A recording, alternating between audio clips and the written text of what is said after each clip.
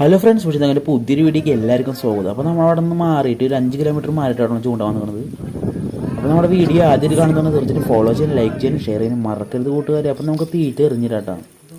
അപ്പോൾ ഇത് ചൂണ്ടുന്നത് ഇവിടുത്തെ ചേട്ടന്മാരാട്ടോ. നമ്മൾ ചൂണ്ടിൽ സെറ്റ് ചെയ്തിട്ടില്ല, അതിനാണ് മുമ്പ് ഒരു മീൻ അടിച്ചിട്ടാണ്.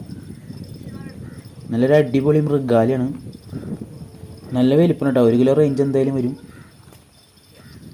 ഗൈസ്. അപ്പോൾ ഈ മീനെ നിങ്ങളവിടെ എന്തുട്ടാ പറയുന്നത് വെച്ചാൽ കമൻ്റ് ആയിട്ട് പറയട്ടെ അതിൻ്റെ പേര്.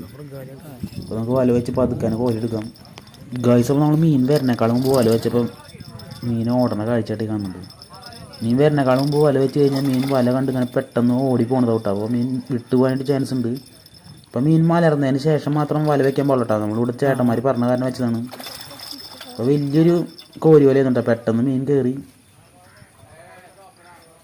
കണ്ടില്ലേ, നല്ല അടിപൊളി ടേസ്റ്റുള്ളൊരു മീനാട്ടോ. ഈ മീൻ കറി വെച്ച് കഴിച്ചൊരു കമൻ്റ് ആയിട്ട് പറയാം കേട്ടോ. കറി വെച്ചാലും വറുത്താലും നല്ല അടിപൊളി ടേസ്റ്റ് കേട്ടോ.